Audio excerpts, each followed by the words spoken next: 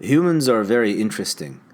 There is not a single culture, contemporary or historical, except that they engaged in this odd practice of marking anniversaries to commemorate significant events.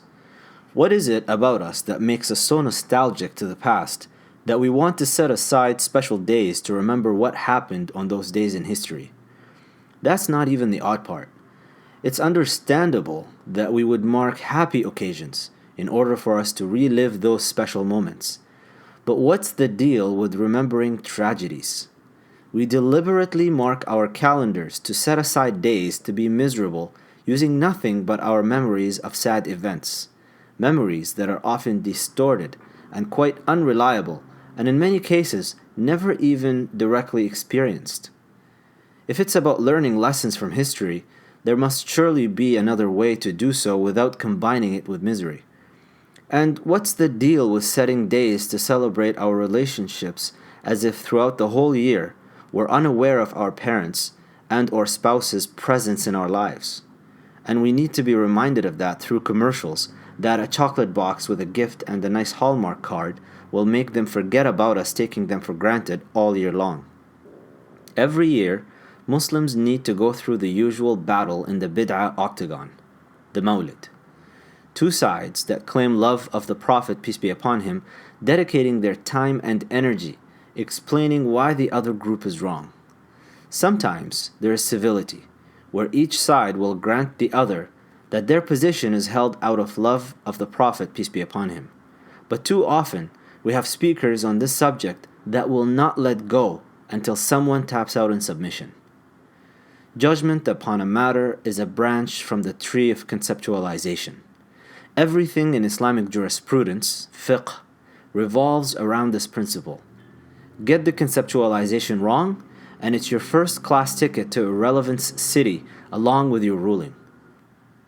The problem about the Mawlid is the idea that it's a quote-unquote religious practice in a sense that a new ritual is added to Islam. No two Muslims, regardless of what stream of Islam they drink from, will disagree that the Mawlid as a quote-unquote religious ritual is an innovation that is unacceptable in Islam. The beloved, peace be upon him, didn't do it. The companions didn't do it. The successors and successors of the successors didn't do it either. These are the best three generations whom the beloved, peace be upon him, said about were the best of generations. If we are to be successful, we must emulate them and walk in their footsteps. Case closed. And this is why the Mawlid is a religious obligation. Humans have a tendency to turn repeatable events into routine, a set of customary and often mechanically performed procedures or activities. We start performing tasks in a personal way, but sooner or later we switch into an impersonal mode. We can't help it. That's just how our brains work, and it's a good thing that they do it this way. Imagine having to think about the sequence of leg movements you have to perform every time you go down a set of stairs. In fact, if you do so now, you'll actually find great difficulty and might trip. The brain performs repeatable actions best by automatizing their commands. The problem is that it doesn't distinguish between meaningful and meaningless tasks. Consciously trying to think about your legs going down the stairs might be harmful, but you most certainly have to be conscious of your repeatable actions in prayer if you don't want it rolled up and your face slapped with it after your salam. The sunnah of the beloved, peace be upon him, is something that every Muslim aspires to fulfill in all his or her actions. Say, if you love God, then follow me and God will love you, as it says in the Quran. One must follow in the footsteps of the beloved, peace be upon him, to earn the love of God. The highest station one can achieve with God is to be one of his beloved servants.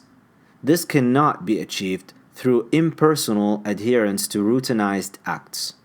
The Sunnah is filled with meaning, and one cannot experience this unless they're actively engaged with their heart and mind when living it. This consciousness can only be attained when one's heart is connected to the beloved, peace be upon him.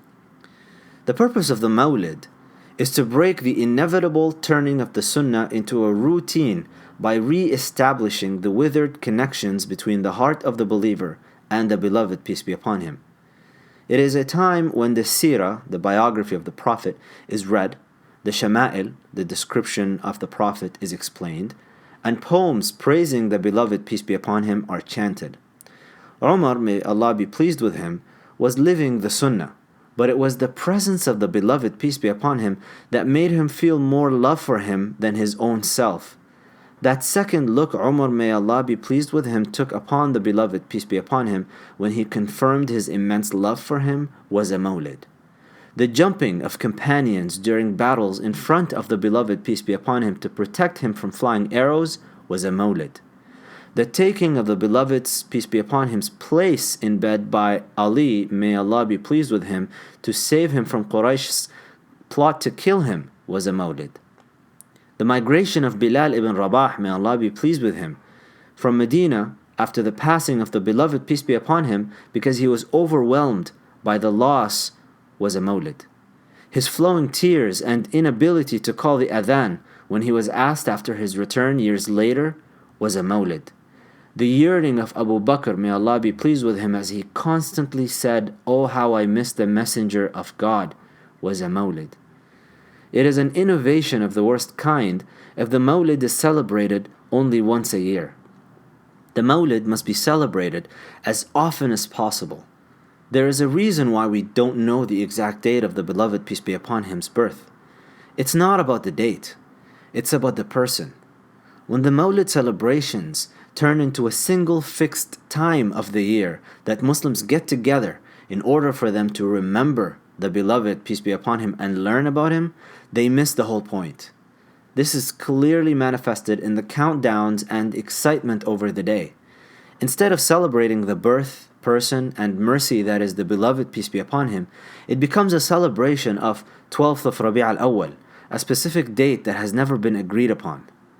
This is not to say that we can't increase our dedication to learning about the beloved, peace be upon him, and revivification of his sunnah during this blessed month. Although we can't confirm the specific date with certainty, the majority of scholars do agree that Rabi' al-Awwal was the month in which the beloved, peace be upon him, was born. But we must not lose sight of what the purpose of the mawlid is. The mawlid is a time to rekindle the love. In a world where we've become more like programmed robots, the mawlid is a chance to be humans as we reconnect our hearts to the ultimate human. The mawlid is not a religious ritual.